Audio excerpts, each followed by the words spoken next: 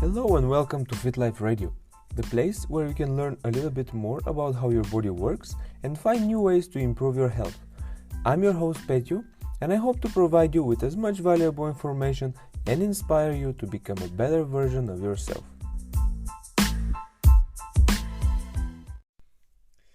Hello and welcome to another episode of Fit Life Radio, guys. I hope your day is great. I hope you're doing fantastic today. In today's Q&A episode, I'm answering 5 questions from Quora. Now, for those who don't know, Quora is a question and answer based website in which people answer questions and they expect a relevant answer. Now, I've been in Quora for quite a while just because I quite like to actually answer people's questions and try to teach and educate. I do think there's value, but I think that if I manage to answer some of those questions in the podcast, I will be able to actually reach more people and help more people and answer to a lot more questions along those lines, kind of. So I carefully pick 5 to 10 questions a week, 5 per episode, in which I try to give as detailed answer as possible, so you can get an idea of actually how those things works. And I think it could be valuable because I try to pick carefully those answers which are quite common, and I think that a lot of people might actually ask them or try to find an answer for them. So why not actually provide it? Anyway, so without further ado, let's get to the questions. So the first one is, how can I get myself to eat more fruit and vegetables that I don't like? Very common question. Actually, I've got quite a lot of friends which are constantly saying that they don't eat this type of vegetables or that type of vegetables, or they don't like vegetables at all. The only vegetables that might like is kind of like a tomato or cucumber, and they're pretty seasonal. So it's quite hard for them. Now, there are 2 points that I want to mention, that I want to kind of like discuss by answering this question. And the first one is the fact that due to the modern lifestyle and due to the huge availability of processed food, we are actually reprogramming our taste receptors to like or dislike certain foods. And what do I mean by that? Now, if you want to learn actually much more stuff in details, you can check out a very, very tiny interactive ebook that I wrote. Is called Nutrition: How to Start Eating Healthy Forever. In this, you can download it for free from my website, but in this book, basically, I give all the information that you need, like all detailed information that I'm going to talk about right now. So you can check it out. But the thing is,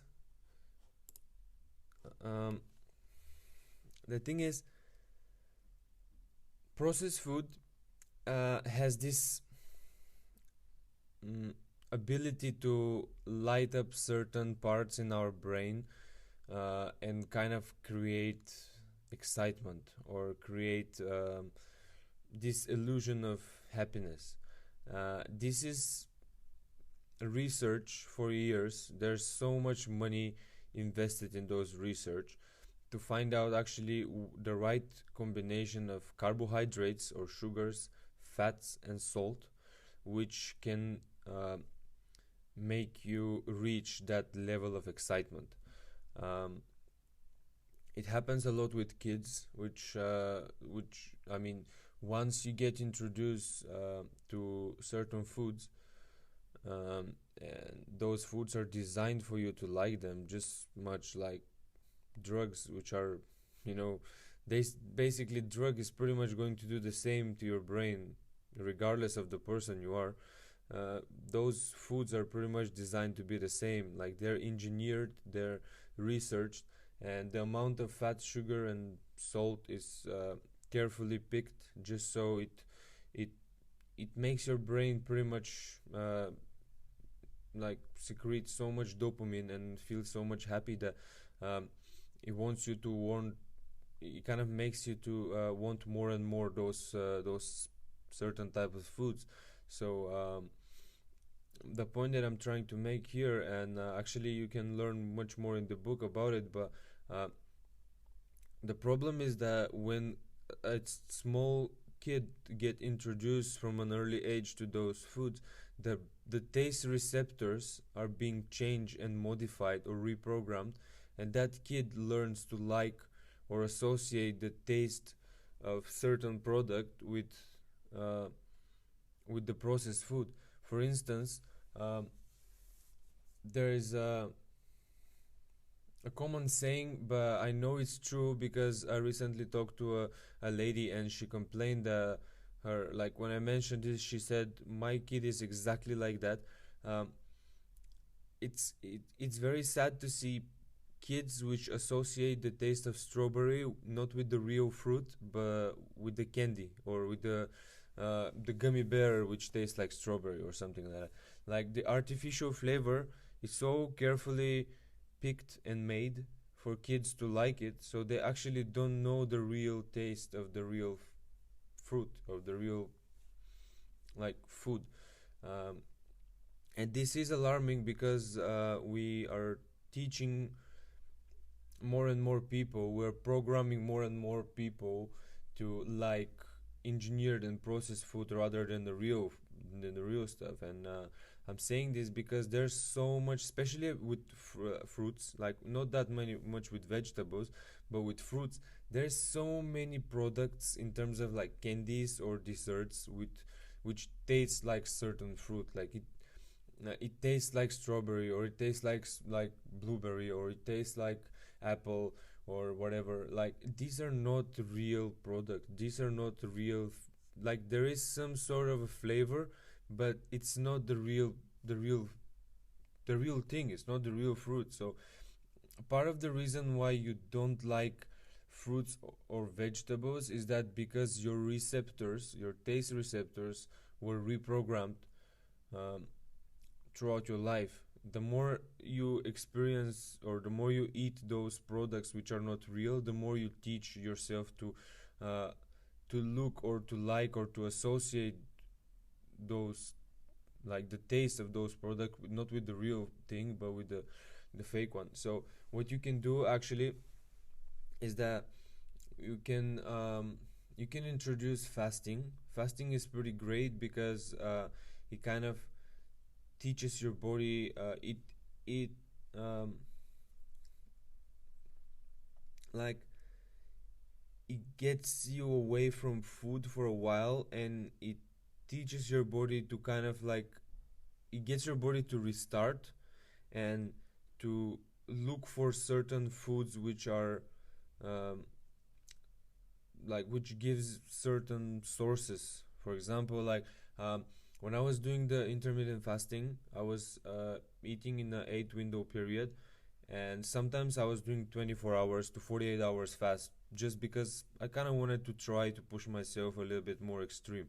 What I noticed is that during the fast, like towards the end of the fast, I was always getting hungry. It's pretty normal. But I noticed that I was not just getting hungry for whatever, like I was getting hungry for specific food. Like I might get hungry for peppers, or I might get hungry for certain meal which like and I will try to find out what it is actually, and like the ingredients, I will find out that the ingredients have certain products that probably my body is kind of missing. And once in my life I had those products and my body associated that when I had those products were a source of certain vitamins, for example, or whatever. So now when I'm depleting my um, body from certain like elements or nutrients when I'm fasting, my body is actually craving for those elements rather than those tastes. So for the body, it gets more important uh, to to get the right type of food and nutrients rather than the most tasty type of foods and nutrients. And I found it pretty interesting because instead of like getting hungry for McDonald's, I was getting hungry for a pepper. Like, why would that be? Like, how crazy is that? You haven't eaten in like 16 hours, and instead of wanting something super tasty, you want a pepper. Like, I mean, wow, why? So it could be a nice or interesting way to um, use this tool to reprogram your receptors. And actually, like, as I said, the problem lays way deeper. The problem lays that in the fact that we don't teach our body to like certain products. We teach our body um, to associate certain types of food not with what it needs, but more like with the pleasure that that kind of food gives to the body. So the first advice is maybe try fasting, or maybe try to, it takes time, but your receptors can be reprogrammed again. Okay, it's not when you get away from those stuff, from those type of foods that are just giving you pleasure instead of like value or quality. It's pretty it's kind of, it's hard, but it takes certain amount of time, and after that you don't crave them anymore. So your receptors are getting kind of like clean or reprogrammed again. So when then you can introduce certain fruits or vegetables, and you can try to rebuild again or reprogram again those receptors to like it. And that brings me to the second point to this question, is that um, is the awareness part. Like, even though you don't like certain stuff, you can learn to like it, not because of the way they taste, but because of what they give you in terms of nutrients. Like, uh, like I learned to like a lot of vegetables, and now in every single meal of mine, uh, I have to have some sort of vegetables or greens. It doesn't matter how, I have to have it. That's a must. And it's not because I love vegetables so much. Like, I learned to love them. Uh, I noticed that if I don't have consistently vegetables in my diet, maybe for a day, or if I don't have it every single meal, or just once per day, I start to have uh, some digestion issues, or I start to have I just it just doesn't feel correct. I might be more bloated, or I might have like issues um, with excretion. So I do notice that I need to have vegetables in my diet, and I learned to like them. Like, now I'm craving vegetables because I associate them not with the, like, I associate the weird taste of vegetables with the benefit that they give me. So um, I learned to love them, and I like to actually learn to actually like them. And it doesn't mean that you have to love all the fruits or vegetables. Like, if you really don't like certain types of food, or maybe you're allergic to them, you don't have to have them. But you can try to learn to teach your body to like them, or you can try different types of fruits or vegetables. It doesn't have to be apple if you don't like or hate apple. It doesn't have to be pear if you, excuse me, if you hate it, or it doesn't have to be apricot if you like don't feel like you enjoy the taste or the texture of apricot. So you can play with what's current in the season, or you can find some other stuff, or even like you can use frozen berries and you can make smoothie. This is a great way to add vegetables and fibers in your diet without actually, like, chewing and eating the blueberries or the strawberries or those those foods if you really don't like them. So it's a great way. Now, second question: how good is it to take vegetables to reduce calorie intake? Um, Similar, not exactly similar question here, but to a similar wavelength, kind of. Right. So actually, this is not a bad idea. Like I've talked about that in the past, or maybe I wrote about it. I'm not sure. But um, the thing is, um, the majority of the people, or the majority of the people who are following the Western type of diet or eating a lot of processed food, they lack vegetables.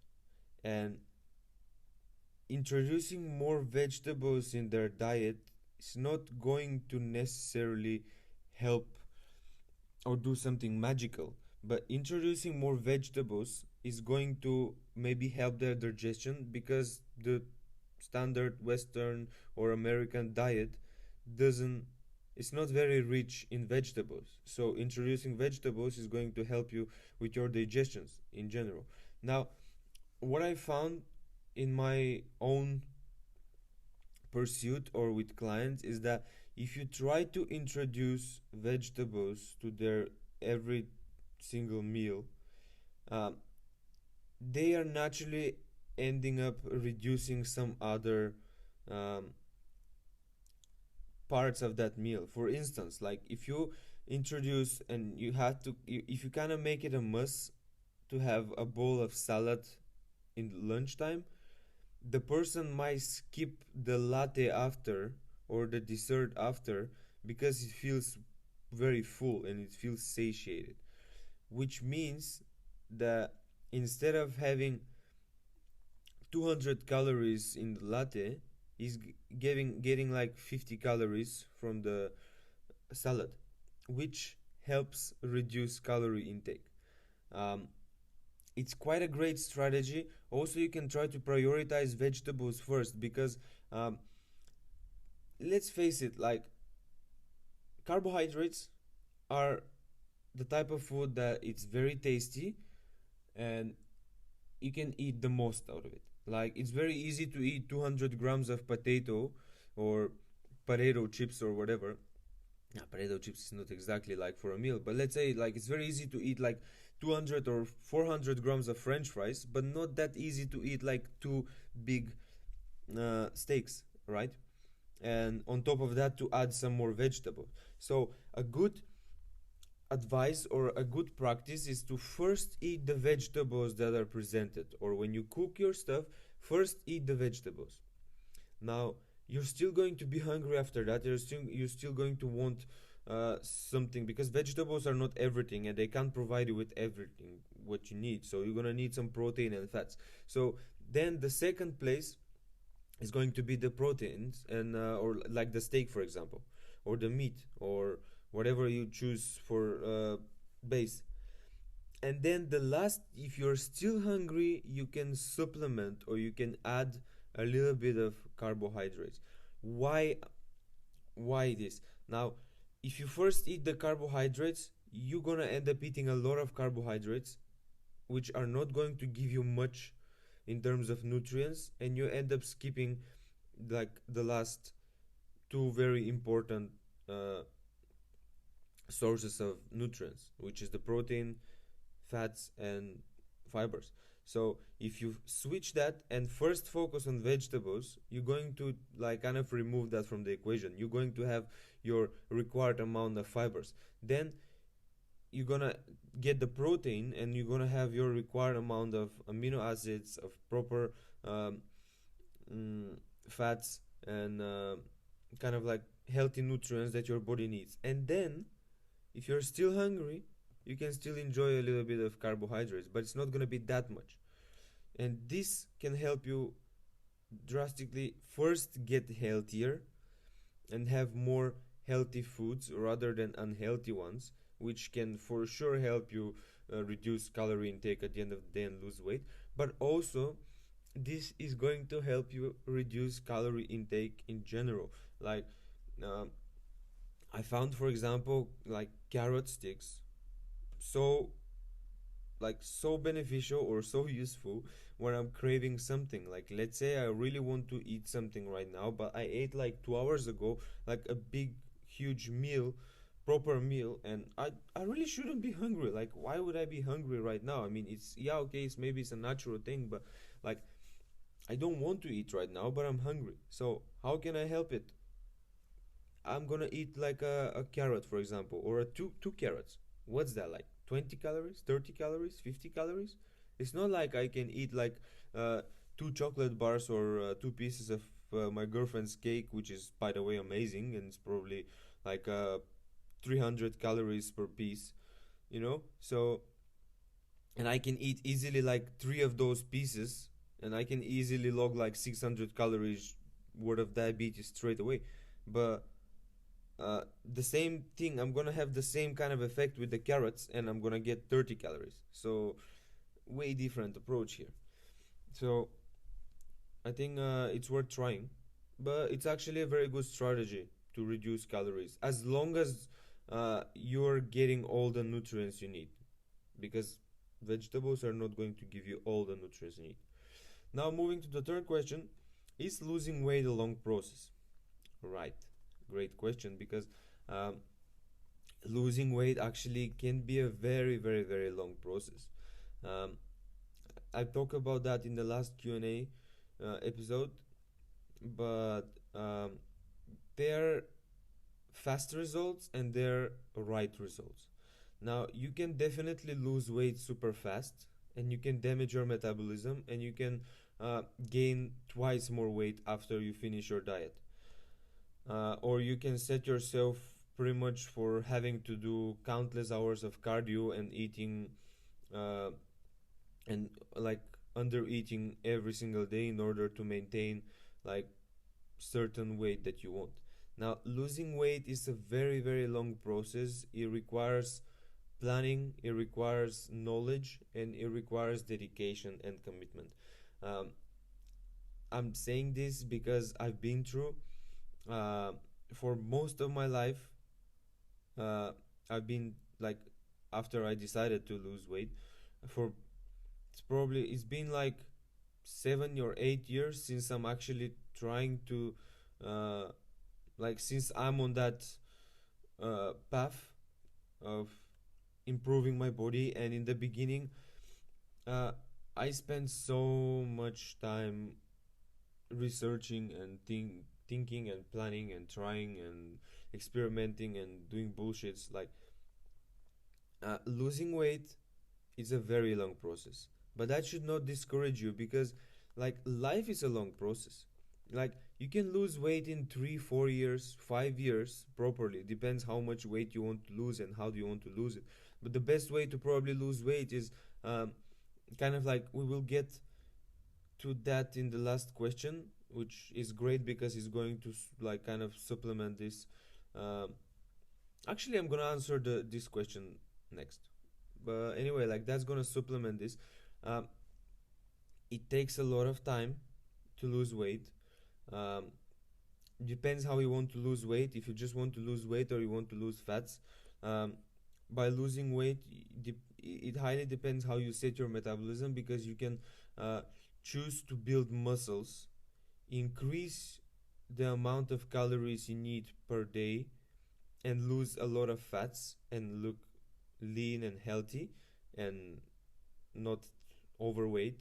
Or you can choose to uh, kind of break, it's not break your metabolism, but really like slow down your metabolism, and still lose weight, but set yourself for failure, because every single calorie that you eat on top of your current maintenance, which is constantly having to drop because you know always want to lose weight, is going to be quite of detrimental. So yeah, it's a very long process. It requires a lot of not only planning but dedication. So I suggest you really take your time. And that brings me to the the next question, which I was planning to be the last, but I think is gonna be perfect to substitute this one. Um, so, person is asking this: I'm 17 years old and I weigh 115 kilograms. How can I lose weight, and what food routine should I follow? Um, right. So, for a person who is 17 years old, he's got all the life in front of him. Now, I started when I was 14, 15, so not that different. And I can say that right now, even though I'm not perfectly happy with the way my body looks, I'm pretty happy with the way I feel in terms of like the weight I am, like the and I'm actually not uh, that much different, like in terms of weight. Yeah, I was around 110 kilos, and now I'm 90. Um, yeah, it is huge difference, maybe, but I would say that it really changed, like the amount of body fat versus muscles really changed throughout that time, because from 110 in the beginning I dropped down to 90, and since then I've kind of like being consistent in 90 kilos. But those 90 kilos uh, doesn't mean that they were always the same amount of muscles. Like, I definitely built way more muscles throughout the years and lose fats, but I stayed the same amount. So anyway, like, I want to answer this question uh, as if I'm the trainer of that person. Let's say that person decides to hire me as his own personal trainer. Like, what would be my approach? Because the person is asking, how can I lose weight and what food routine should I follow, right? So I want to start. It's probably going to take me quite a while to answer it, because it's very, very, very detailed question. But excuse me, it's not very detailed question, but it's a lot here to say. It's not just a simple recipe of like, yeah, eat this and that and move like that and you're gonna be okay, right? So being 17 years old, 115 kilograms, by the way, it's not crazy too much. It's not like you're morbidly obese. You're probably I don't know if you're very active, but you're capable of being active. So you can definitely introduce going for walks, or like introduce some sort of sport to get yourself a little bit more active throughout the day. Now, if you hire me as your personal trainer, I would 100% recommend resistance training. Now, why would I recommend resistance training? Like, why would I recommend building muscles and adding on top of those 115 kilos? Right. If you just drop calories and you stop, uh, and you start moving more, you're going to decrease your maintenance level of calories. Sooner or later, your body is going to adapt to the low calories, and this is going to be your maintenance. And the more and more you go, yes, you're going to lose weight, but you're going to set yourself for failure. Like, we need to build your metabolism up to much more calories, or the maintenance level needs to be much higher, so we have room to cut from that. Now, what I would do is I would 100% recommend you start some sort of resistant training protocol. Like, I would say 2 to 3 days a week, nothing crazy for now, not like something that is very uh, realistic. Like, I would ask this person, how many days per week can you realistically invest or commit to go to the gym for the rest of your life? If that's one session per week, it's one session. If that's 3 sessions, it's 3 sessions. If, like, it's very less likely to be 5 sessions or 6 sessions. So 2 to 3 sessions maximum per week, heavy resistant training. Our goal is to build muscles, to build that metabolism, so we have room to cut from. Now, in terms of food, the food must substitute what we're training for. We are training to build muscles. We are training to increase that huge engine, which is going to burn more calories at the end. The more muscles we have, the more calories we're going to burn. So why would we want to scale down and burn 2000 calories a day just by not moving and doing anything, where we can work towards 3000 calories and burn those 3000 calories without doing anything? So building muscles in the gym is going to be substituted by food. The food should be as healthy as possible, as real as possible, and as natural as possible. No added sugars, no added kind of like trans fats, no preservatives, as healthy as possible. Now, that doesn't mean restrictions. I don't want any restrictions. That person is 17 years old, and if that person start with restrictions, believe me, he's gonna set himself for a very bad behavior towards food. Now, I started with restrictions, and it took me so long until I managed to learn how to have a proper behavior towards food. So, we don't want to restrict, we want to add.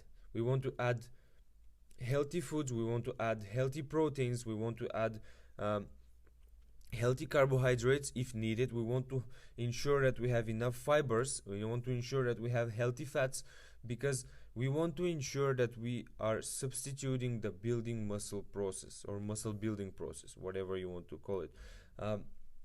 That's going to be at least for 2 to 3 months. For 2 to 3 months, we're going to try to build upon that weight. We're going to try to increase the strength. We're going to try to increase the energy. We're going to try to increase the muscle and the metabolism. And after that, believe it or not, by the way, I forgot to mention something very critical. We're going to get rid of the scale. Those 115 kilos, they're going to be the baseline, but we don't care about that. We don't give a damn about those numbers. Like, after 3 months, our goal is going to be to either be the same or be heavier. And believe it or not, if you follow this type of protocol, you will see that your body is going to change. Like, the look of your body is going to change. The goal here is to make that person healthier, stronger, with more energy. This is going to set that person for healthy fat loss or weight loss after that. Now, from then, after we've built those high kind of fast roaring metabolism, we can slowly start cutting for another month, and we can slowly start introducing maybe a little bit more movement in terms of activity, maybe we can try to walk a bit longer, or maybe we can find a sport that person likes, or like biking or something like that. Then we can slowly, maybe we can have periods. For example, for the whole month, we're going to be on calorie deficit, but we're going to be on 1 week on calorie deficit, 1 week on maintenance, 1 week on deficit, 1 week on maintenance. So that's going to ensure that we are still building muscles, we're still building that metabolism, but we are using fats also as energy because we can't get enough from the food. Now, for ideally, I would like to work at least 1 year with this person, so I managed to build better relationship with food, better relationship with movement, and better relationship with insecurities, because I know being a kid, being a bit overweight, looking constantly and comparing yourself, having Instagram and Facebook, and comparing yourself to models, to friends, to fitness celebrities and all that, it's so hard. And being overwhelmed with a lot of different types of diet and ways, and no pain, no gain, you have to go and crush yourself and stuff like that. Being overwhelmed is going to set that kid for a great failure in the future. My goal would be to set to lay the foundation of healthy lifestyle and fit lifestyle, so that kid actually benefit in the future and have great relationship with food, because nothing is lost, but with the right approach, everything can get way easier. Because 17 years old is nothing. You ideally have at least 60 more years in your lifestyle. For 60 years you can build miracles, but it's crucial how to approach it. If you approach it with the wrong approach, it's not gonna work very well. But if you approach it correctly, you can actually really, really, really set yourself for a lot of success in the future. And forget counting calories, forget pushing yourself or restricting or hammering or whatever. You can just be a healthy, fit individual who actually is going to be way more attractive than the most of the people, because health is attractive, not muscles, not uh, like weight or whatever. Health is the most attractive aspect in any person.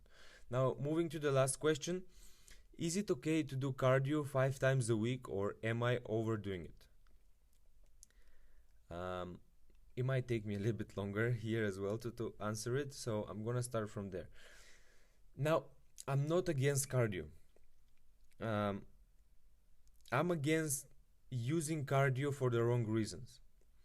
Um, Cardio workouts are great for building endurance. They're great for building cardiovascular fitness. They're great for building your stamina. They're great for making you more efficient. And that's is the problem here. People most of the time use cardio for fat loss or for weight loss. And the problem is our body has the ability to adapt to a certain activity. Now, if we ask our body to build muscles, our body is going to try to build muscles. If we ask our body to lose, to kind of to lose muscles, our body is going to lose muscle. And what happens with the cardio, with doing cardio all the time? We are asking the body to lose muscles. And I'm going to give you a perfect analogy. Which car is going to be more efficient for 100 miles run? The car with the big engine or the car with the small engine? Now, compare Chevrolet Camaro with like V8 6 liters engine, has like, I don't know, 600 horsepower, and compare Renault Twingo, which is 1 liter, probably 3 cylinders, I'm not sure, but a very very small tiny car. Now, the smaller car is gonna burn less calories, and the smaller car has less and small engine. Now, doing cardio is exactly this. You're asking your body to be efficient, because the longer you have to run, like the more calories you want to burn by doing cardio, like in the long term, it means that you're going to have to eventually start running longer and longer distances, because your body is going to adapt.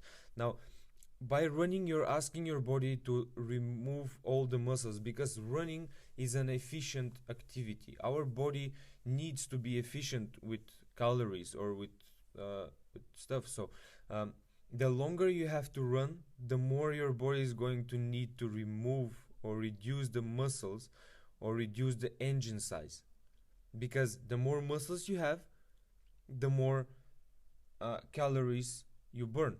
But the goal when you do cardio, when you run long distances, the goal is to use as little as possible for the same amount of time. You see? So, like, the goal is to decrease your engine size from a big V8 or V6 to like a small 3-cylinder, like a Renault Twingo type of car. And the problem here is that the longer you do this, especially like this person says 5 times a week, you are sending those signals to the body, and your body is going to drop the metabolism down. Your body is going to get rid of the muscles. Your body is going to use the muscles as an energy, and is going to learn how to eventually do the same distance of running with less energy, because this is how we evolved to do. We need to be efficient. In the beginning, in the past, we had to run long distances in order to catch a prey, and we couldn't afford burning a lot of calories. We had to learn how to burn less calories for the same distance, because there was a chance that we might not catch that prey. And if we didn't catch the prey, why would we burn all the calories? We need to learn to be efficient. So, like, doing cardio 5 times a week, maybe if you want to build your endurance, it's great. If that's what you love to do, it's great. But if you're using it to burn fats or to lose weight, it's terrible approach. It's not correct, and it shouldn't be used as this, because this is setting yourself for failure. Now, you're way better going once or twice to the gym and lifting weights in terms of weight loss than doing cardio 5 times a week. I know it sounds like It sounds kind of controversial. I know it doesn't sound right, but please look it up. The more cardio you do, the slower metabolism you have, and the less calories you're gonna have to end up eating in order to maintain the same body weight or to keep losing. Now, I'm gonna have a proper whole episode when I talk only about cardio, but guys, please trust me. Like, doing cardio for the right reasons is great. Doing cardio for the wrong reasons, it's terrible. Now, this is it for today. Those were the 5 questions from Quora, which I quite enjoy actually answering, and I hope you learned something from it. I hope you enjoyed it as well. Now, I highly recommend looking into the book I recommended, the ebook that I recommended, Nutrition: How to Start Eating Healthy Forever. You can find the book and many more resources for absolutely free at fitlifeblueprints.com/free resources. There are healthy eating guides, there are awareness journals, there are even guides that you can, how can you do better pull-ups or more pull-ups. So definitely check it out. I also wrote another ebook which you can find in Amazon. It's called The Blueprint of Health, and it's designed to kind of be your guide throughout your fit journey. It has 21 aspects that you can change and address in order to improve your life and become healthier. So if you're interested, definitely check it out. It's all available in my website. There is also a blog section where you can read and enjoy and learn way more from a written content. And last but not least, if you want to work with me, if you want me to be your personal trainer, check out the online coaching section. Everything is available there, all the plans and what I'm gonna try to teach you. If you want, you can schedule a call and you can call me. We can for absolutely free.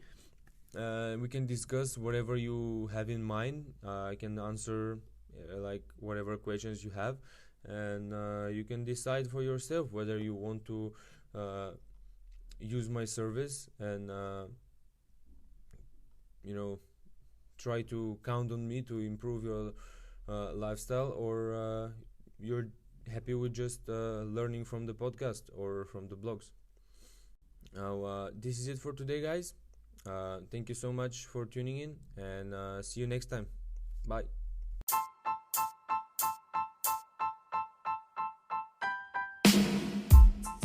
Thank you for tuning to Fit Life Radio. I hope you learned something useful, or at least had a bit of color to your commute. If you enjoyed the show, please share the love by introducing it to friends and family. And if you don't mind, please leave a review on your favorite podcasting app. Thank you for your support, and until next time, stay fit.